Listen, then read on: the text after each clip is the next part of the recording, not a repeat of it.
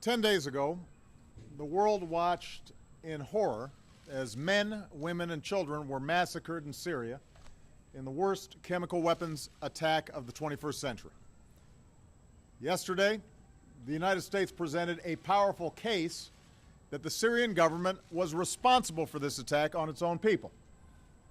Our intelligence shows the Assad regime and its forces preparing to use chemical weapons, launching rockets in the highly populated suburbs of Damascus, and acknowledging that a chemical weapons attack took place.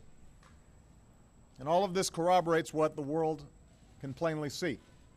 Hospitals overflowing with victims, terrible images of the dead. All told, well over 1,000 people were murdered. Several hundred of them were children. Young girls and boys gassed to death by their own government. Now, this attack is an assault on human dignity. It also presents a serious danger to our national security. It risks making a mockery of the global prohibition on the use of chemical weapons. It endangers our friends and our partners along Syria's borders, including Israel, Jordan, Turkey, Lebanon, and Iraq. It could lead to escalating use of chemical weapons or their proliferation to terrorist groups who would do our people harm. In a world with many dangers, this menace must be confronted. Now, after careful deliberation, I have decided that the United States should take military action against Syrian regime targets. This would not be an open-ended intervention. We would not put boots on the ground. Instead, our action would be designed to be limited in duration and scope. But I'm confident we can hold the Assad regime accountable for their use of chemical weapons, deter this kind of behavior, and degrade their capacity to carry it out. Our military has positioned assets in the region. The chairman of the Joint Chiefs has informed me that we are prepared to strike whenever we choose. Moreover, the chairman has indicated to me that our capacity to execute this mission is not time sensitive.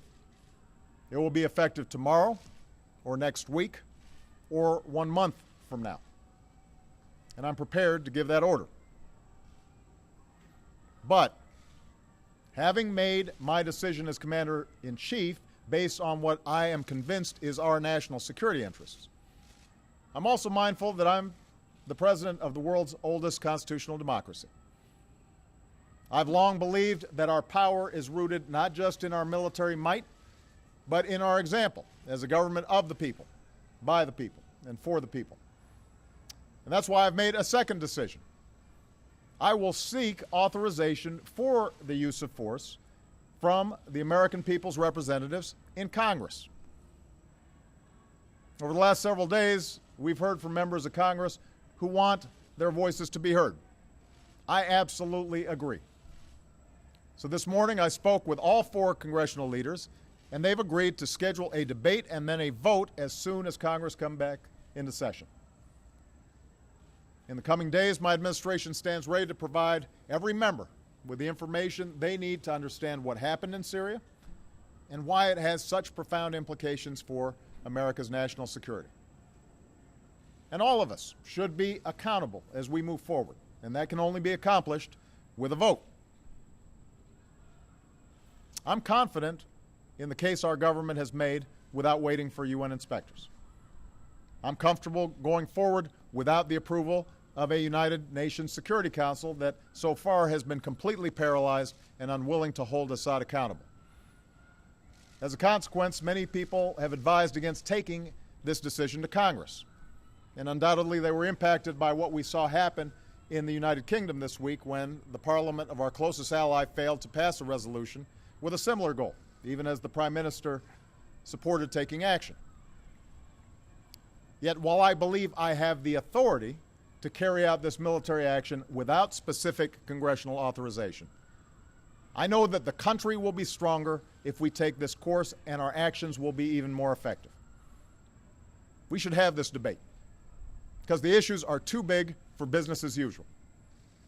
And this morning, John Boehner, Harry Reid, Nancy Pelosi, and Mitch McConnell agreed that this is the right thing to do for our democracy.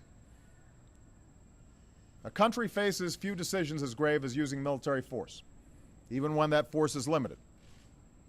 I respect the views of those who call for caution, particularly as our country emerges from a time of war that I was elected in part to end. But if we really do want to turn away from taking appropriate action in the face of such an unspeakable outrage, then we must acknowledge the costs of doing nothing.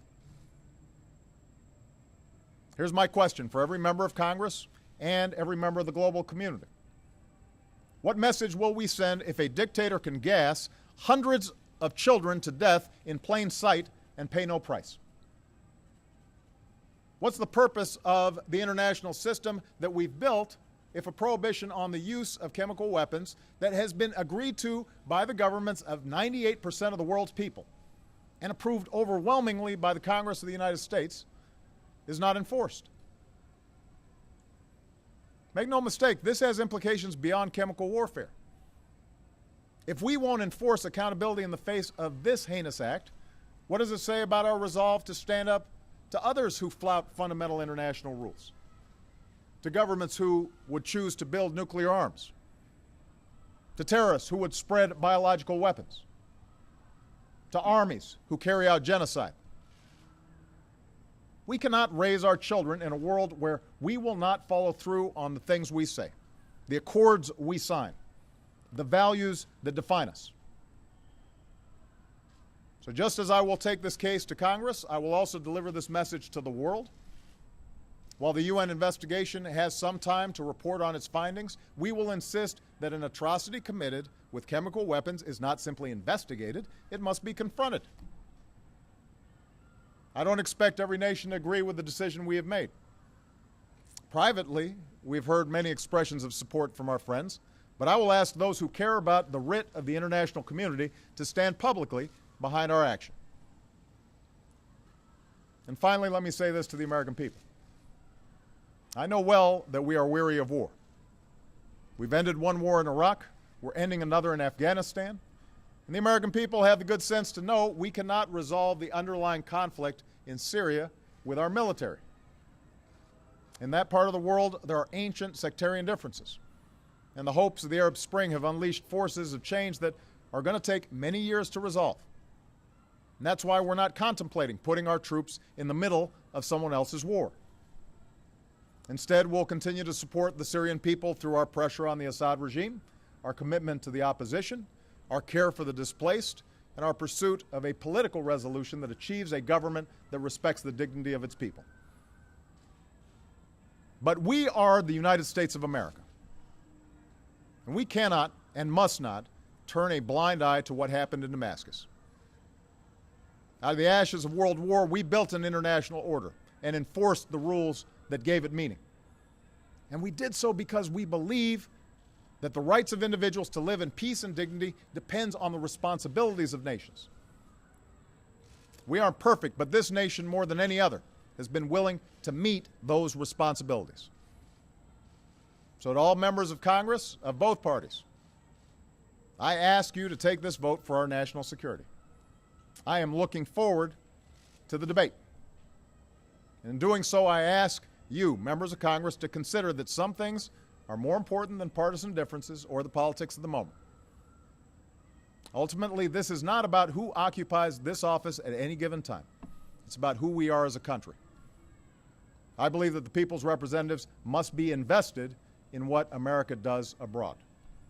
And now's the time to show the world that America keeps our commitments. We do what we say, and we lead with the belief that right makes might, not the other way around. We all know there are no easy options, but I wasn't elected to avoid hard decisions, and neither were the members of the House and the Senate. I've told you what I believe, that our security and our values demand that we cannot turn away from the massacre of countless civilians with chemical weapons. And our democracy is stronger when the President and the people's representatives stand together. I'm ready to act in the face of this outrage. Today, I'm asking Congress to send a message to the world that we are ready to move forward together as one nation. Thanks very much.